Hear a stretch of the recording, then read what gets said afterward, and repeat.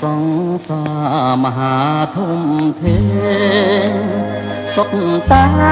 ងងវែងក្នុងភព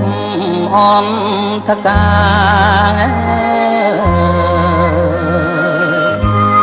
យកចាញ់យកឈ្នះក្នុងអាណត្តាមិនគិតអាត្មាកាយមិនមែនកាយទទួលទារុណធ្ងន់លើសគិរីសពកាយអន្ត្រីស្ទើរតែប្រេះធ្លារងគ្រោះព្រោះស្នេហ៍ផ្ដន់ទីរូបកាយប្រែคล้ายឃ្លាតឆ្ងាយឆ្ងាយពីស្រីថ្លៃ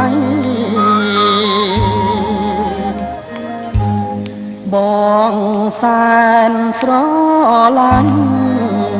អាណិតអូនណាស់ដោយបងដឹងច្បាស់ថាអូនភក្តីតែបងមិនអាចជួបមុខចរណៃបងអាក្រក់ក្រៃដូចប្រេតដេរិឆានហើយចងបងស៊ូតែឃ្លាពីស្រីបងលីពីស្រីស្រីនៅសុខសាន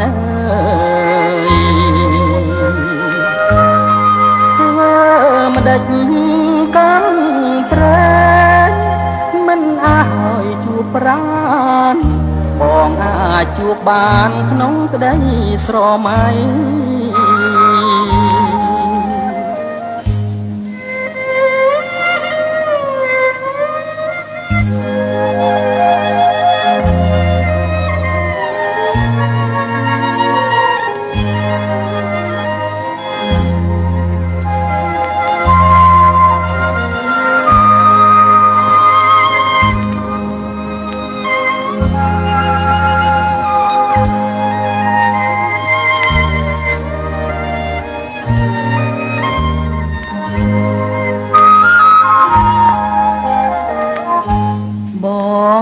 សែនស្រ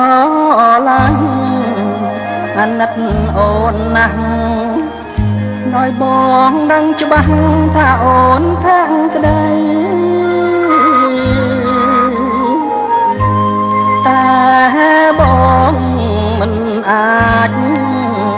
ជួបមុខចរណៃបងអាក្រក់ក្រៃដូចប្រេតដេរិឆានចងបងស៊ូតែឃ្លាតពីស្រីបងលីពីស្រីស្រីនៅសុខសាន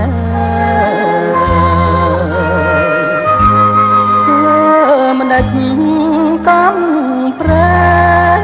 មិនឲ្យជួបប្រាំ